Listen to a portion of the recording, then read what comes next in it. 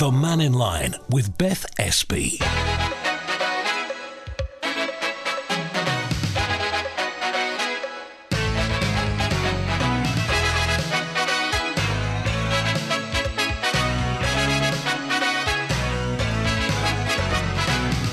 Well, first, good afternoon. It is Beth in for Andy for the next few days. Chris Quirk is on the phone, so whatever you would like to talk about today, we would love to hear from you. 66 13 68 is the number to call.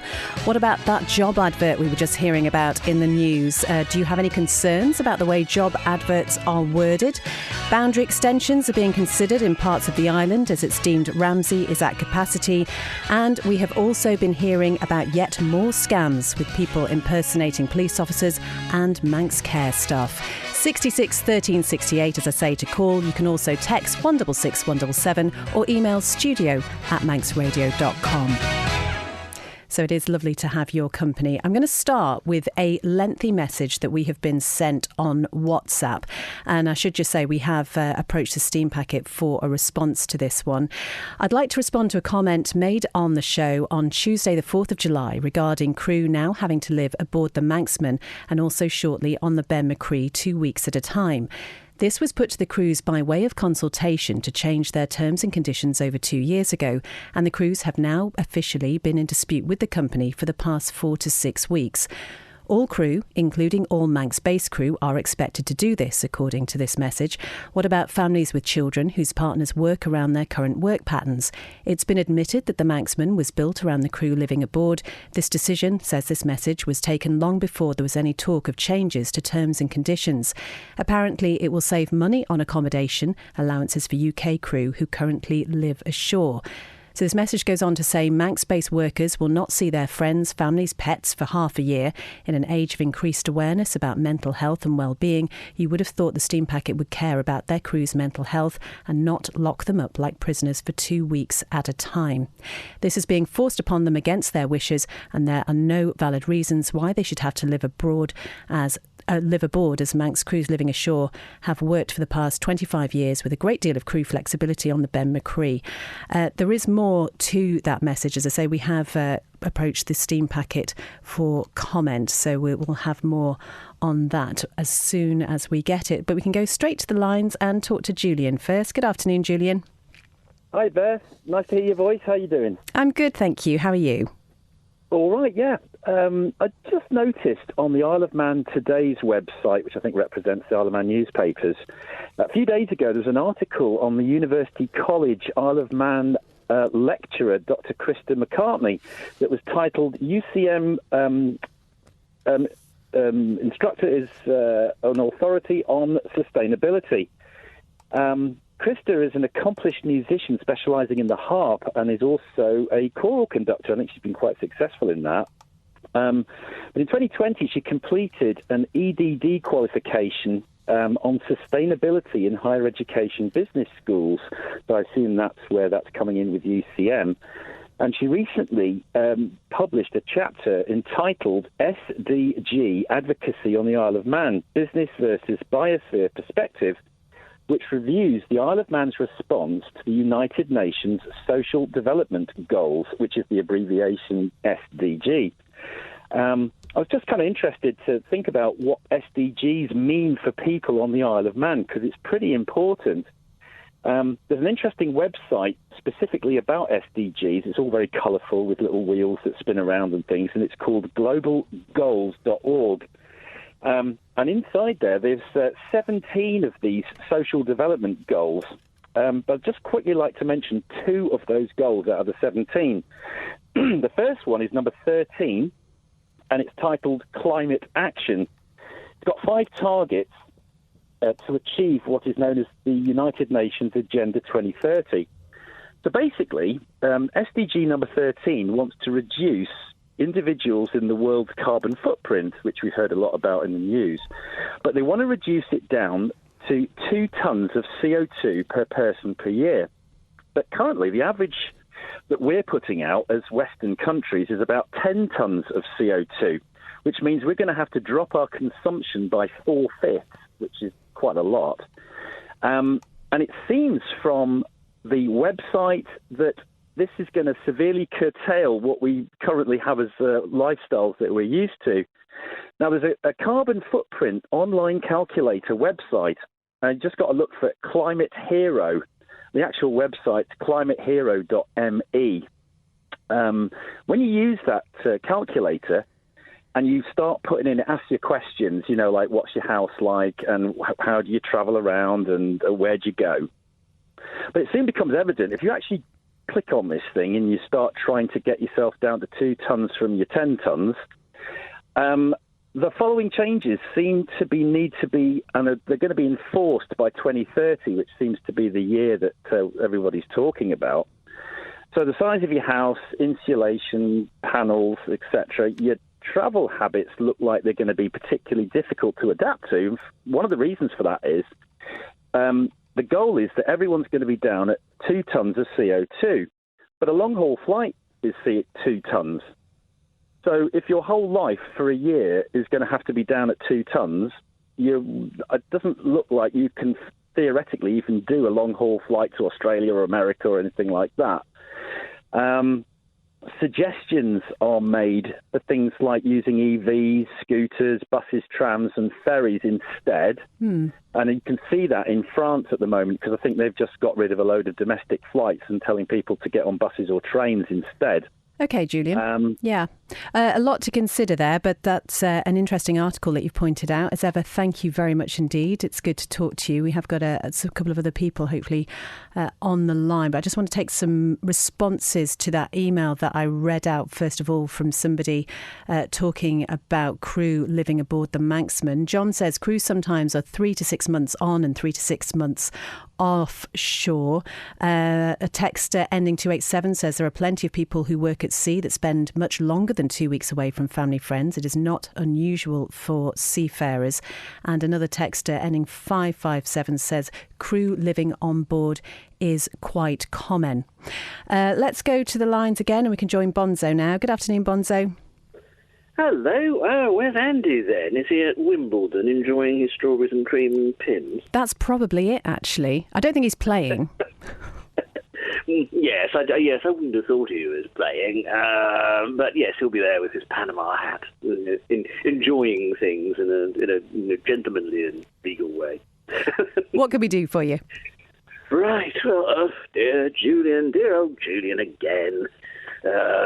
With his hobby horse about let's not talk about the fact that the UN Secretary General has just today said that the climate crisis is almost out of control. Let's not talk about the fact that currently that society, mostly Western society, consumes 3 times the amount of resources that the Earth actually has.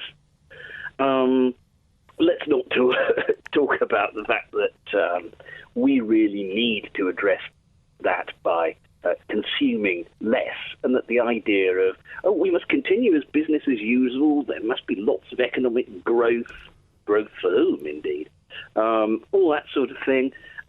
No, things are bad. Things are getting worse. Now, America at the moment is now under a very large heat dome. Was it temperatures something like 112 Fahrenheit in Oklahoma? Lord knows what the harvest is going to be. Also in China, they've had a persistent heat wave of 40 degrees or more. Now they're having rampant floods. And in places like Iran, in the mountainous regions, where it's supposed to be cooler, of course, because you're at altitude, they're experiencing temperatures nearly 50 degrees centigrade. These are not sustainable environments in which people can live. Okay. So the idea that somehow we must fight against all this intervention by the World Economic Forum and evil global, shadowy corporate conspiracies. No, I think it's a question of survival for a lot of people. So we need to do something, and I'm afraid that's going to be painful. All right, Bonzo, thank you very much indeed. Lovely to talk to you as well. This is what this show is all about. 66 13 68. If you've got an opinion on anything, we would love to hear it. It doesn't matter what it is. We might not always agree with every opinion that we hear, but it is an open forum for discussion, and you've got until 1 p.m. to call us.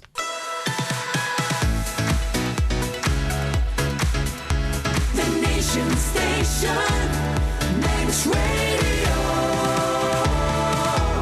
It is the Mannin Line with Beth this afternoon. Andy's on holiday, if I can speak properly, for the next few days. We do let him out of the building occasionally. It's 12:20. Lovely to have your company. Graham, I just had to explain this joke to Chris Quirk, who's waiting to take your calls here. Friday fun, says Graham. I went to PC World. It was rubbish. No truncheons or handcuffs. Chris understands it now. Another text saying, why are people allowed so much time talking the same old stuff every day? And I would just say, if we have callers waiting, we do our absolute best to get through every single person. But this is an open forum. We welcome any discussion about any topic as long as we don't cross any lines. And so if you have something that you want to talk about, please do get in touch. 66 13 68, especially if you haven't called before. We're trying not to be too scary. We're not that sort of place where we want to catch you out. We want to hear what you are thinking. And that's if you're a regular or not so regular.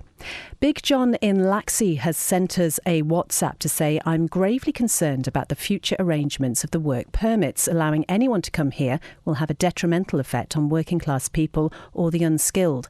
I would envisage the hourly rate on all unskilled jobs will drop to the legal requirement, and the only people that will benefit from this is employers. Saturating the Isle of Man with cheap labour will have a detrimental effect on working class people. What do you think about that? Any thoughts? We've been hearing about the possible plans with the work permit legislation. We are going to have an interview on this next week. Incidentally, if we do have interviews that you hear parts of on breakfast and they are big meaty subjects, then we've got our newscast as well online, so you can hear the whole conversation. But that is one I think that will generate quite a bit of debate. Jim says 2 weeks on, 2 weeks off. My first trip was in the Far East and lasted 22 months on board a boat. How times have changed. And has anybody noticed high numbers of dead birds on the roads? Blackbirds, doves, seagulls and magpies, asks texter ending 032. Is there any reason for this? Can't say I've noticed that actually. I'll keep an eye out now. But yeah, if you've noticed that, then it'd be good to hear from you as well. What about this one, though? This is the Douglas councillor who slammed the wording of a council job advert as derogatory and out of order. Now, this advert is for a qualified joiner to join the authority's housing and maintenance section. And among the qualities applicants must have is the, and I'm quoting here, ability to deal with the general public and difficult customers.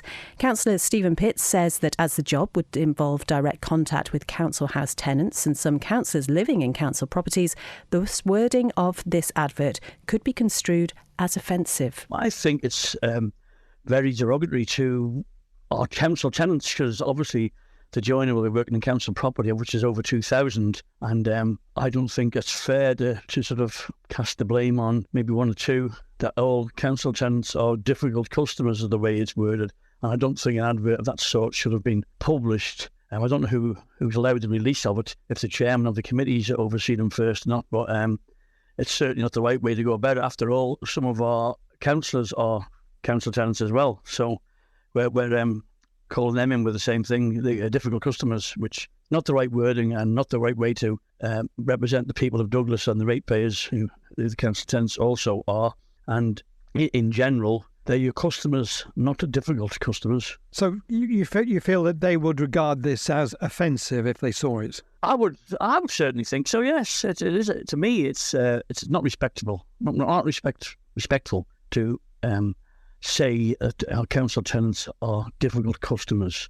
I would take exception of it if I lived in one of our council properties, and I'm sure a few of the others will. And I wonder how the councillors who are actually live in our council properties would take it, and maybe the chairman of the committees who are responsible for that advert. So have you expressed your disappointment with the advertisement? No, I will be sending in questions, but lately in the past year or so, it's difficult to get answers to questions at the council, because I've had to put in 5 freedom of information requests to actually get information when I've asked questions of the council. So it's not always the easiest thing to get answers from. Sometimes you do, sometimes you get refused. So I will be writing in asking who approved the deaths for definite. I want to know who's approved this sort of wording.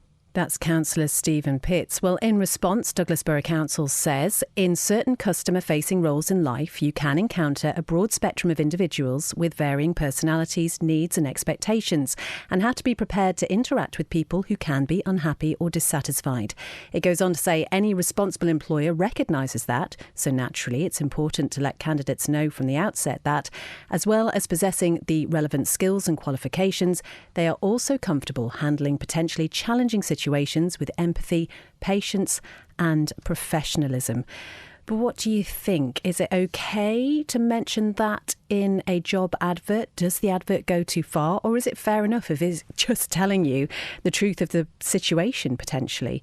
Quite a few thoughts from you on this one. Andy says, Douglas Corporation have a cheek dealing with difficult people. Some people in the corporation office do not know how to handle people. So that's Andy's point of view there. Stephen Pitts is the exact type of difficult person the joiner advert is targeted towards. Making a mountain out of a molehill, says Ray. If he's a councillor, he should have more important issues to be concerned about than the wording of an advert. But JK says this is ridiculous. Typical snowflake society. Jude, though, says the wording of an advert does not surprise me. What does surprise me is that social housing tenants have no protection if their landlords behave badly towards them. It's not derogatory, says another texter. Every industry has difficult customers. Those applying for a customer service role know that. Difficult does not apply to all customers. The media making an issue where there isn't one. And Lisa says, with regard to Stephen Pitts, for heaven's sake, some of the customers in council houses are terribly difficult. And some of them who live in private houses are also very difficult. It's not bad wording. It's open and honest. And I think the board offering the position have done the right thing. So, any thoughts on that? Are we going too far if we can't say anything about potentially what you might be up against in certain roles? Is it just to be expected that if you take a position like that, then you kind of know what you're going to be up against? This is a message from Bill. Just a quick one about the Isle of Man Bank, Port Erin branch. They always get a load of bad press, but I just want to say how great an experience I've had this morning while I had an issue. And the manager, the woman I saw today, is an absolute credit to the company. I've dealt with her quite a few times over the years. She's brilliant. Her name is Vori. Nothing too much trouble for her. There was nothing she couldn't answer to any of my queries and questions. She made me feel very calm and relaxed. I walked out feeling a lot more relaxed than when I walked in. More staff like her and the world would be a better place. Oh, Bill, that is lovely. What a lovely thing to hear on a Friday. Actually, it's a good point. Any other positive stories, absolutely wing them our way. Bill, thank you very much indeed for getting in touch. Let's go to the lines and join Eddie now. Good afternoon, Eddie. Sorry to upset you, Beth. I'm coming in with another thing. I'm just wondering if the steam packet, which we do now, the people of the Isle of Man are supposed to own, although they're leaving it as a separate identity at the moment. I'm just wondering if this is a way of getting shut of our local men and bringing in cheap labour from elsewhere. They're already bringing in cheap labour from elsewhere, but I'm just wondering if this thin edge of the edge, the thin edge of the wedge. I think. Well, yeah, I know what you mean. That's it. Yeah, just thinking of that's how they're looking at this, because there's been no negotiations with the men and the union. Do you know this for a fact, Eddie? Well, I've been talking to a few of the boys, and they reckon that the union haven't been negotiations for them yet. So somewhere along the line, but everybody knew that when they were putting accommodation on it was going to go back like in the 60s. I sailed with the steam packet in the 60s on the Snaefell and the Fenella for 7 years, and enjoyed every minute of it. But we were still allowed to go home, although we had to stay on board. We slept on board if the weather was bad and stuff like that. But you weren't actually captured on board the ship. It's an interesting one because we obviously had that message at the start of the programme, but then several people texting to say, actually, that's just what happens when you're in that industry. And I hear what you're saying about the potential of looking for labour from elsewhere. I suppose it begs the question, how many people from the Isle of Man are actively interested, I suppose, in a career on the boats like that?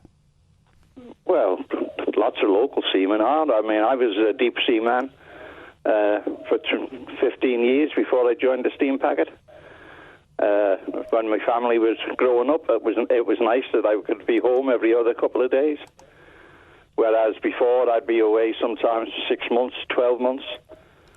It'd be like a whole new getting to know everybody again when you came home. And I guess, Eddie, it's not the life for everyone, is it? Sea. Yeah, we're not talking about deep sea. We're talking about local. She's going from Douglas to Heysham. As simple as that. And there's no reason for them to have to stay on board for a full fortnight every time. It's just ridiculous in this day and age. Would you recommend it as a career, though, Eddie? I must be very selfish. I love the sea. I only came ashore because of my family. We were growing up and I needed to be there. But yes, I love the sea. I would recommend it to any young man. It's a marvellous career. Wonderful, Eddie. As a young man. Or young woman, I suppose. But Eddie, thank you so much. Young women, yeah, of course, yeah. I forgot. Everybody can do everything nowadays. And they do it very well. Oh, bless you. Thank you so much, Eddie. Lovely to talk to you. Take care.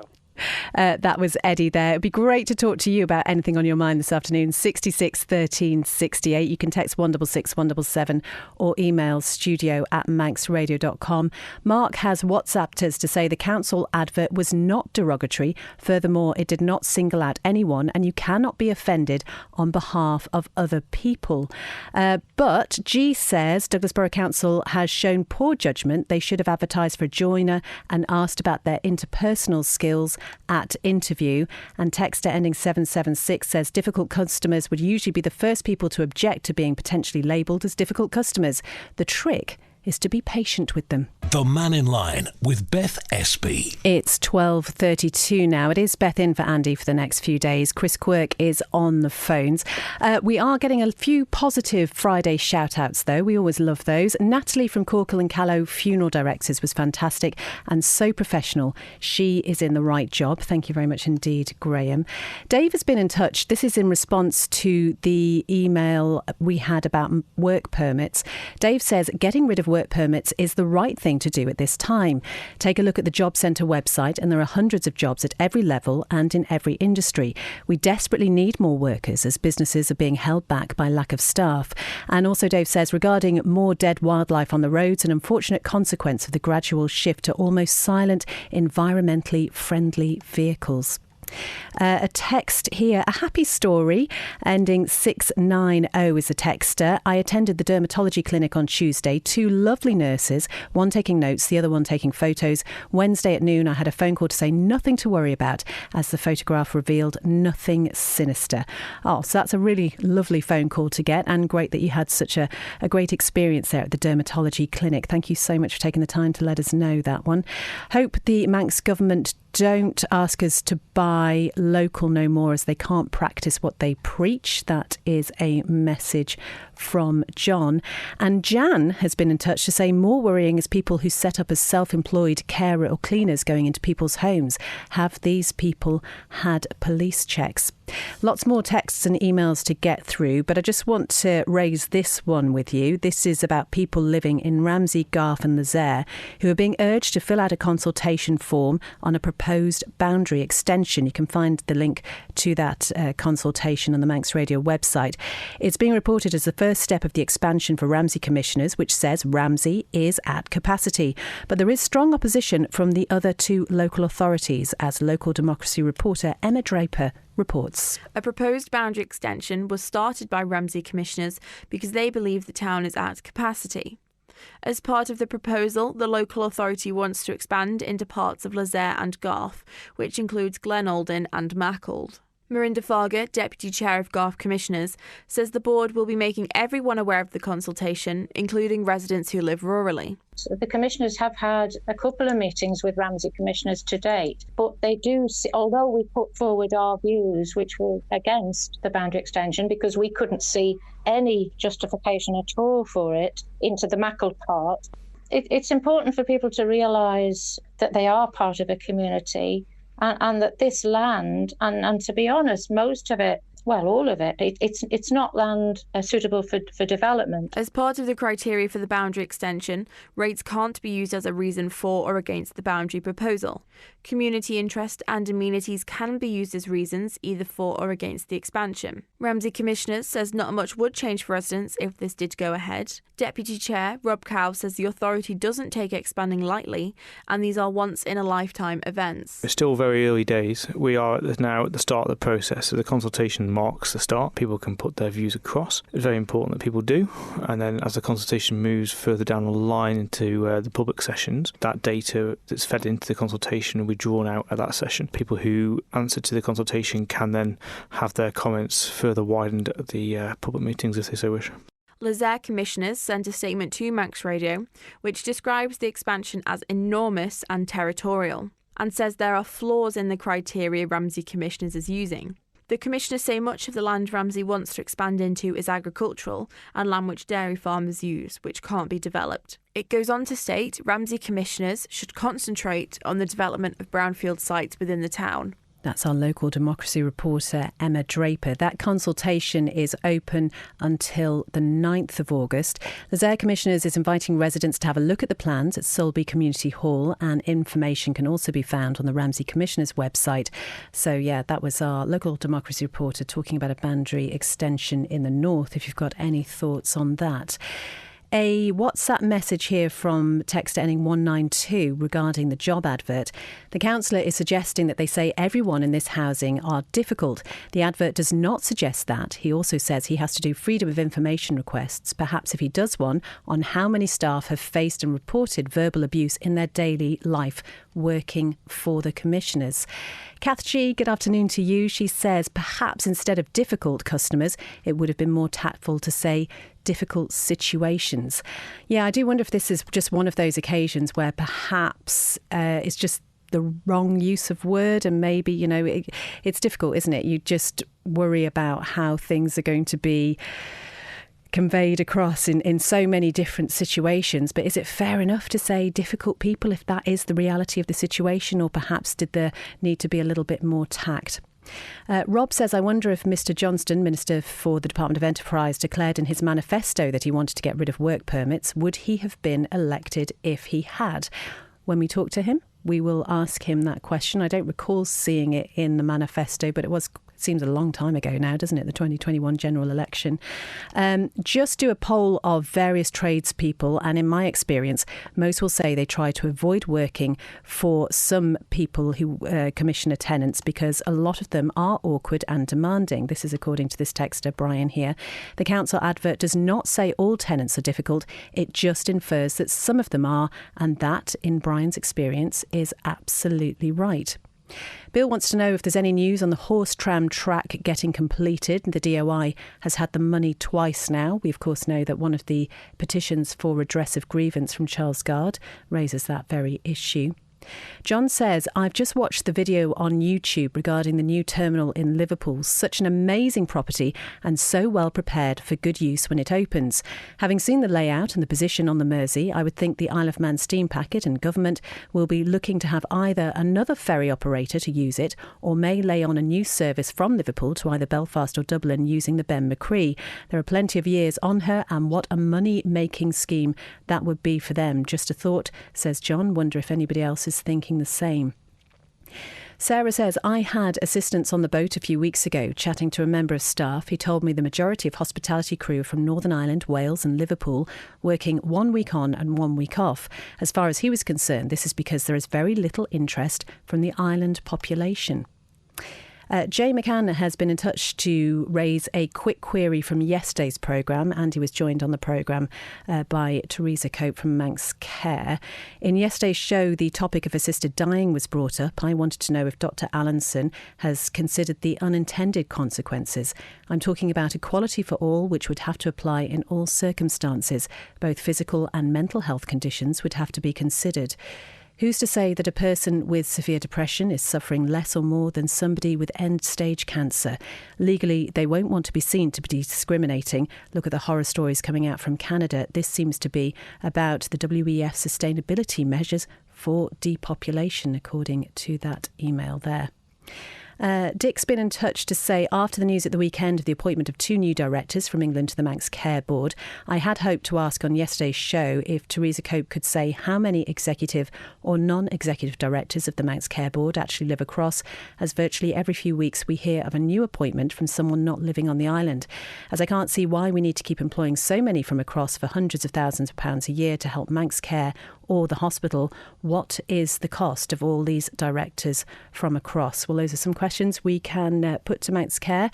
But yes, it's an interesting one. Again, I suppose it would go back to the point that how many people here living in the Isle of Man are actively seeking those positions that we're talking about.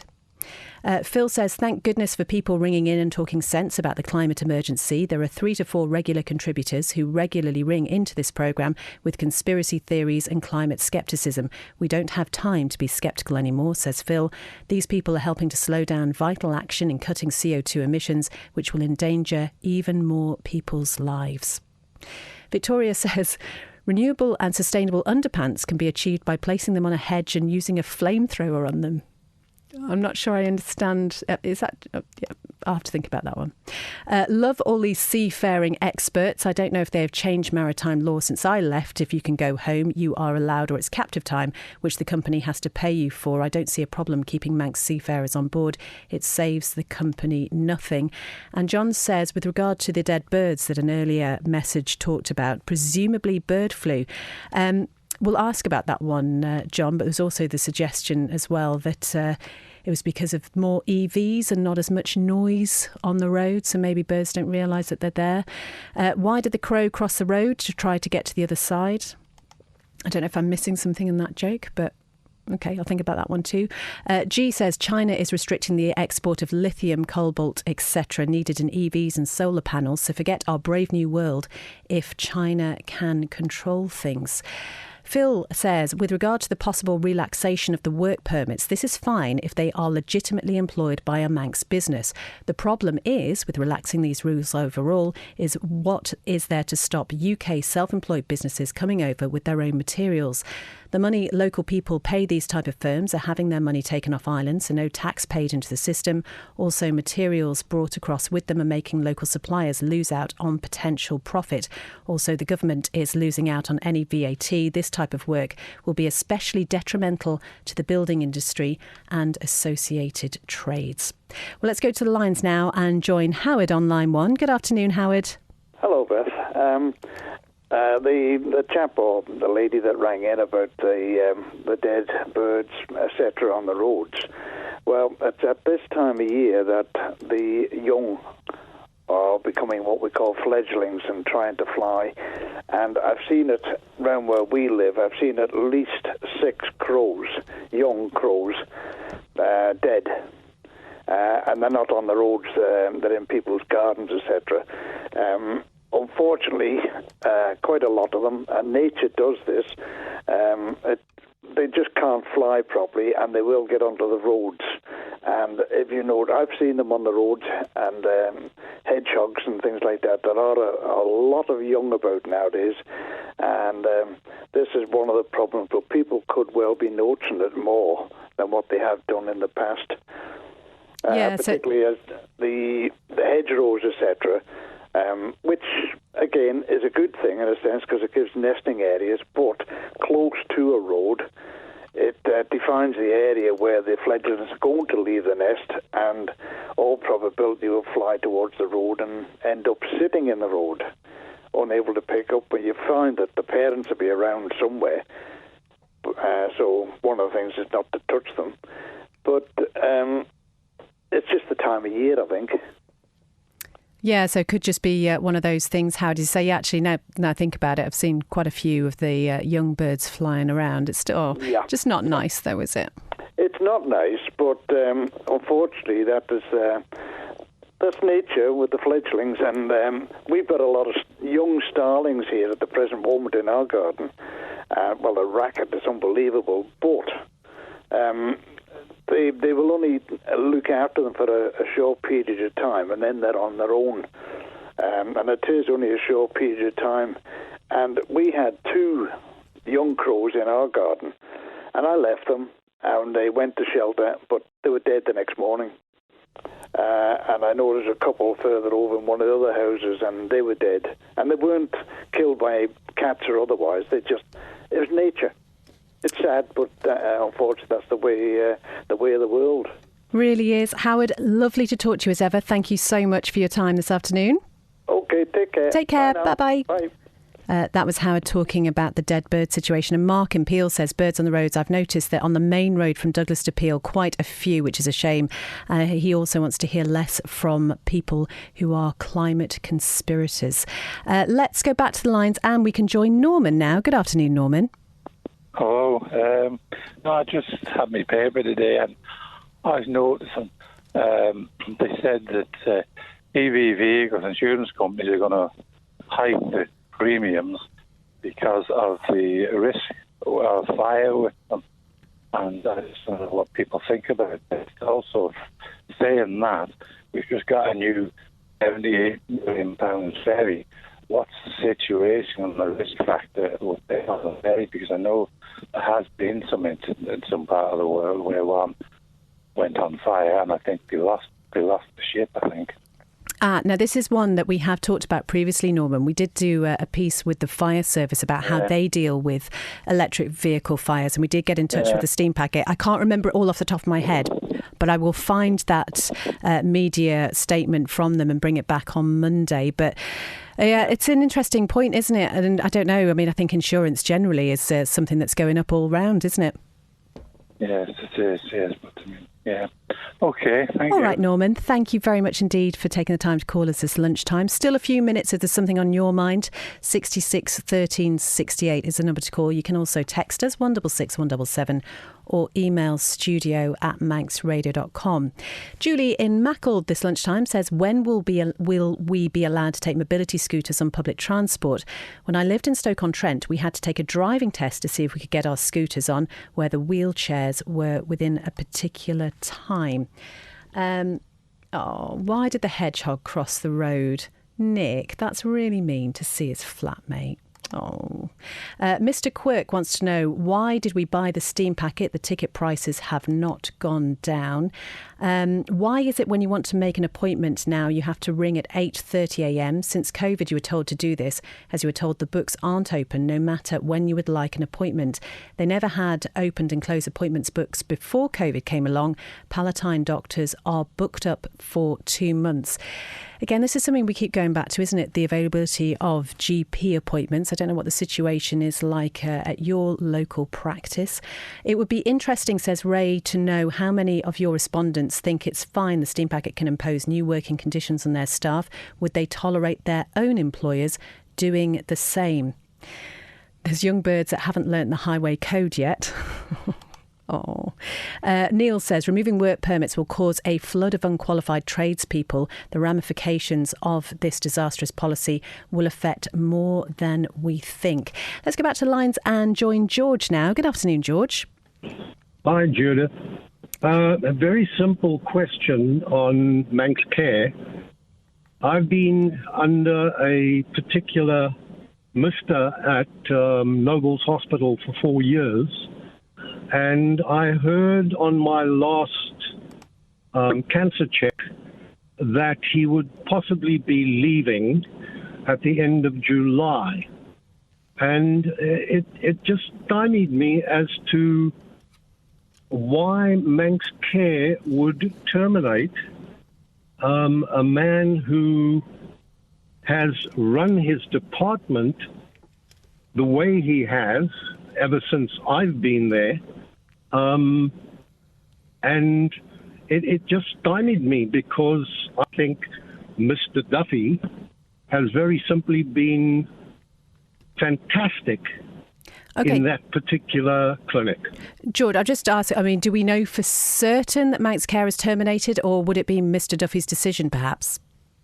No, it was something that he mentioned to me when I last had a checkup. And he said to me, I will be leaving possibly at the end of July. OK. George, thank you very much indeed for that. That is something we will see what we can find out about. So we will ask the question from Manx Care, but really appreciate you taking the time to call in. There is a message here from Andrew who says, I'd like to thank Andy for his balanced journalism concerning assisted dying. I'm talking about the conversation he had on Mannin Line with Trevor Moore, the UK Baroness, with himself. Well put together show. But Andrew is questioning the balance of argument because he refers to another programme where we interviewed two pro-assisted dying proponents on Manx Radio. And I think that was ahead of a specific meeting, Andrew, that was being held over here. It was the day before the meeting, if I think I'm right. And there had been a meeting earlier on in the year with people who are against the progression of this legislation, and there was a full interview on that as well. So I understand where you're coming from, and it is always our intention and our hope to get both sides on one programme. It's not always possible. In that situation, I think it did work very well indeed. Douglas Corporation have a cheek dealing with difficult people. Some people in the corporation are difficult and do not know how to handle people. That is from Andy. And we heard this in the news at midday about air traffic controllers across Europe. This is a message from texter ending 776. In the summer holidays, the air traffic controllers across Europe are going on strike because there aren't enough air traffic controllers. I hope what's left of ours here do not copy that idea. The airport, I mean, it's a continuing issue, particularly, I suppose, as we move into the summer holidays. And I don't know whether you've thought about your summer holiday plans and trying to think about how to I don't know, just legislate, I suppose, in case of any issues, which it has to be said is not always the airport's fault. There was an issue with the Gatwick flight last night, which had to turn back because of an engine fault. So sometimes we see the delays and cancellations and automatically assume that it was the airport's fault in that situation. It actually wasn't. It is 12:52. We obviously have had Tynwald Day this week, and a total of 23 petitions were handed over on Wednesday. Lewis Foster was there. Brought by 3 individuals focusing on injuries they believe to be caused by COVID-19 vaccines. Nicola Brindley, Natalie Birchall and Steve Watton were applauded by certain members of the crowd as their petitions were handed over. Meanwhile, Martin Perkins, who you may remember as Garth MHK before 2021, was there to present a petition concerning nuclear power and calling for small modular reactors to be considered for the island. Charles Gard, local historian, was back with another petition this year, this time concerning the will of Tynwald and calling for directions from members of that court not to be usurped by ministers reallocating funds. They don't have to reference Tynwald, they don't have to tell anyone, and it's only years later that the members of Tynwald realise that what they thought they voted for hasn't happened. This issue was brought to his attention by the fact that Douglas Bay horse trams are still yet to be extended back to the sea terminal. That was also the catalyst behind Sarah Goodwin's petition. Manx Care was the topic of choice for Simon Mann, who's highlighting funding gaps faced by the health body, and Peel resident Nigel Sparring wants the length of time dog walkers are allowed on Peel Beach to be extended. The petition from Richard Holmes called for a select committee to examine the operations of the Police Complaints Commissioner. Mark Cleater had 2 petitions, one concerning what he believes to be a lack of Manx lawmakers and another regarding protection from what he calls vexatious litigation.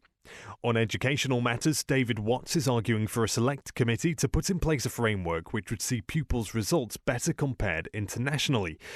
Dr. Andrew Martin's petition called for a select committee to be formed to look at reducing the powers of the Chief Minister.